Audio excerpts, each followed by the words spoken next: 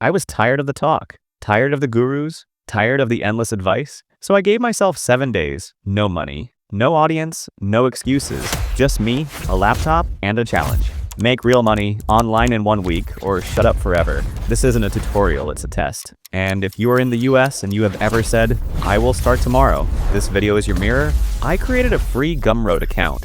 Built a Notion template based on how I organize my day. No design, no branding, just raw value. Posted it, promoted it in one Reddit thread. 0 sales. I added a 2-minute Loom video explaining how to use the template, reposted it in a productivity Facebook group. Got 3 sales, $27 total. Momentum. I offered to build custom dashboards for freelancers, $15 per gig. Booked 2 clients through cold DMs. Americans love personalized tools. I was finally in the game. $112 earned, no ads, no followers, just execution.